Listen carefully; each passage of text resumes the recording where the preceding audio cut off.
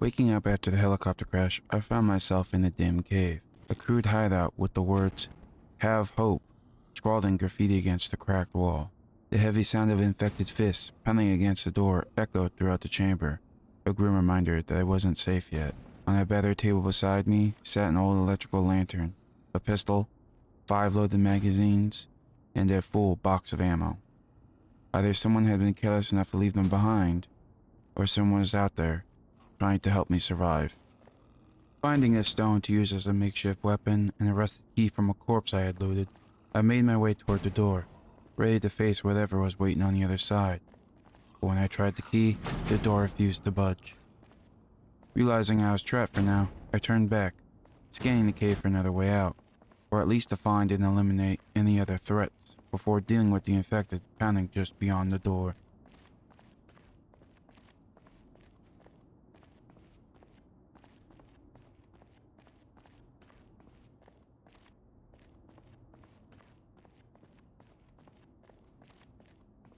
After confirming I was alone and finding no other way out, I started looting the corpses scattered across the cave, searching for anything useful. A watch, supplies, anything. Most of them had nothing worth taking, but eventually, I found a battered cardboard box tucked away in the corner. Inside was an empty bottle. Not much, but good enough to carry water if I ever made it out of here. With what little I had gathered, I turned my attention back to the infected. I took a deep breath, then began shouting, drawing them toward the door. If I was going to get out of here, I'd have to make them come to me first. With the door finally broken down, I met the infected head-on, crushing their skulls with the stone grip tightly in my hand. One by one they fell. Wasting no time, I pressed deeper into the cave, determined to find my way out of here. Reaching a fork in the tunnel, I found myself with a choice, left or right. After a moment's hesitation, I chose left, pushing deeper into the cave and hoping I hadn't just made a fatal mistake. It wasn't long before I ran into more infected. I swung my stone at the first one that lunged at me, but the impact shattered in my hand. With no other option, I drew my pistol and opened fire, knowing the noise would only draw even more of them towards me. Exploring deeper into the cave, I eventually came across another door. As I approached, the familiar sound of banging and snarling infected echoed from the other side. I tried the handle, but just like before, it was locked tight. Frustrated, I slammed my hand against the door, the sound echoing through the cavern.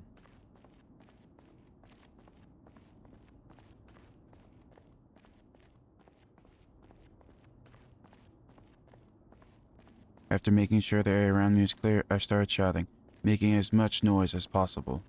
If the infected could break down this door like the last one, it might just be my ticket out of here. Or at least, that's what I hoped. As the infected finally breached through the door, I opened fire, cutting down the horde as they flooded into the narrow passage.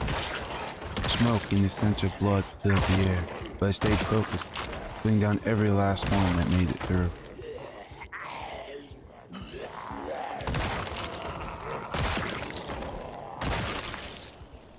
While scavenging the bodies, I found a digital watch still strapped to a rotting wrist. A small but valuable find.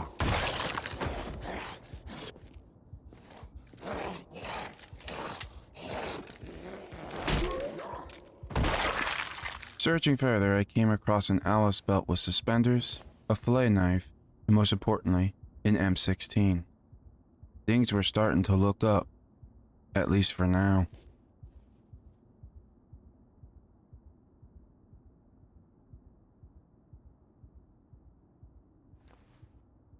I found myself wandering into what looked like an underground bunker, or maybe a laboratory. I wasn't sure. The deeper I pushed, the more questions I had. Ahead, I spotted a lone infected staggering toward me. They were in a hazmat suit. I moved in quickly and took it down with my fillet knife, but the blade snapped in the process, leaving me with one less tool to survive with. What was this place? Was it some kind of military shelter? Built to protect survivors from the infected? Or was there something else going on down here? Something they didn't want getting out?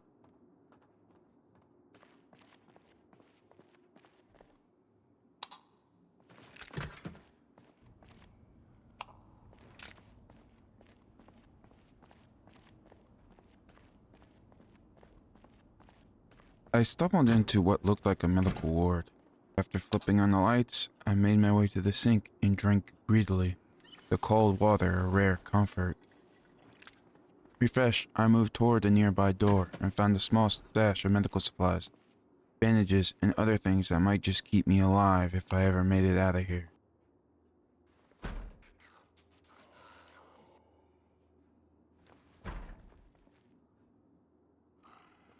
Nearby, I discovered a janitor's closet and an old broom inside one of the shelves. I couldn't help but wonder, if I hadn't broken that knife, could I have made a makeshift spear? But there was no time for regrets. A loud banging snapped me out of my thoughts. Across the room, a lone zombie was clawing at the armored door. Maybe it was guarding something important. Weapons, supplies, or maybe even answers. I approached cautiously, and to my surprise, the key I found earlier fit the lock. The door clicked open. I quickly dispatched him and another that was lurking in the dark. What I found next felt like salvation. An armory stocked wall to wall with weapons, ammunition, suppressors, and all kinds of attachments. For the first time since the crash, I finally had a fighting chance.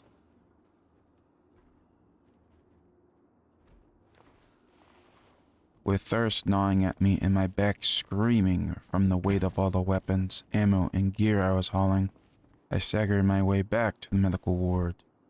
I dropped off what I could, filled my water bottle at the sink, and then made another trip to the armory, hauling back more weapons and supplies.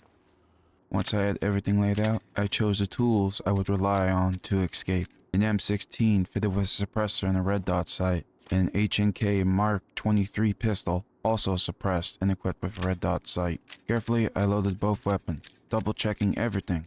I couldn't afford mistakes. With my gear ready and thirst finally under control, I moved my way back into the hallway, stomach growling and my mind focused.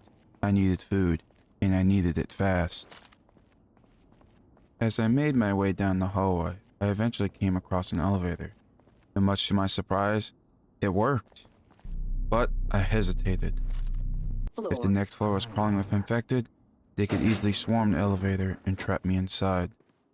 It wasn't worth the risk. I took the stairs instead. On the next floor, I found a massive meeting room. Its long table and scattered documents suggesting it was once used for planning. Maybe to save people, or maybe for something far worse. Nearby, I came across a large office and a sprawling computer room, their terminals still and silent like graves. Then, I found it. What I had been searching for. A mess hall. But it wasn't empty. Hazmat-clad infected wandered between the unreturned tables and abandoned trays. The more I saw, the more it gnawed at me. Something darker had happened here. Something no one was meant to survive, or even find out. But I was too hungry to care. Clearing out the infected, I found a burrito and devoured it like I hadn't eaten in days.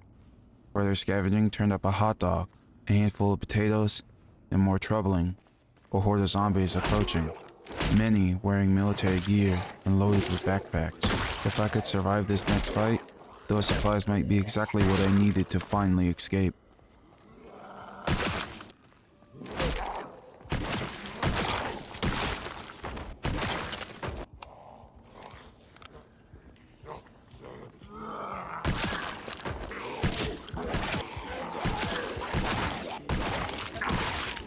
After clearing the horde, I scavenged what I could, stripping a military backpack and a sturdy pair of boots off one of the fallen corpses.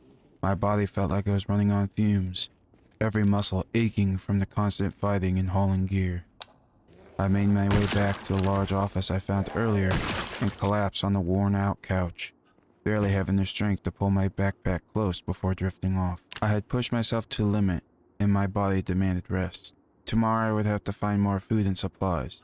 Tomorrow, I would continue my journey to escape, wherever the hell I was. After waking up, I reloaded my magazines for my pistol, making sure everything was ready before heading back to the mess hall I had found earlier. Tucked away in the back, I discovered a stockpile of food, enough to buy me precious time to find a town, or maybe even a lone house deep in the woods. I cooked what I could, eating until I felt strong enough to keep moving, then made my way up to the next floor. There, I found rows of small rooms, places where soldiers, or maybe survivors, had once rested. I made a mental note of it, just in case I needed to hole up for another night. Climbing the stairs again, I reached the final level. I moved carefully, clearing out the infected that roamed the halls. This floor, it was different. Darker. A massive computer room. This wasn't a hideout. This wasn't a shelter. This was something else. Something much, much darker. I needed to get the hell out now. That's when I found it. A massive supply room packed with shelves of gear and equipment. I grabbed what I could carry, barely stopping to think. Nearby, another elevator waited, its light still flickering, beckoning me toward escape. I didn't care what this place was, or what had happened here. I didn't want to know. I just wanted out. I needed to get out.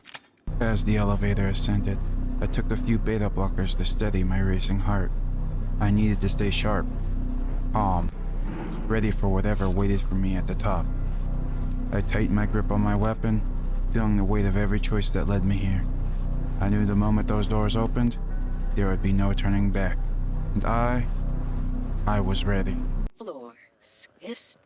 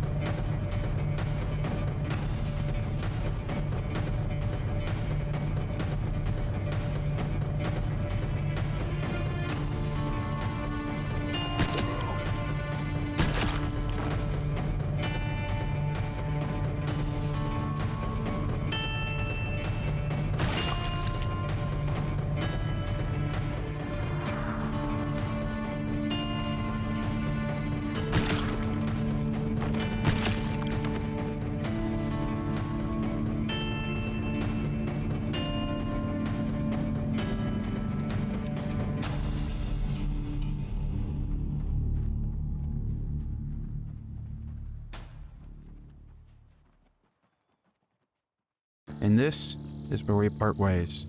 Thank you so much for watching. This was my first time making a video like this, and it definitely took longer than I expected. But if you enjoyed it or want to see more videos like this, let me know in the comments below. Don't forget to leave a like. If you're new here and enjoyed what you saw, why not subscribe? I'd love to have you along for the journey. Thanks again, and I'll see y'all in the next video. Peace!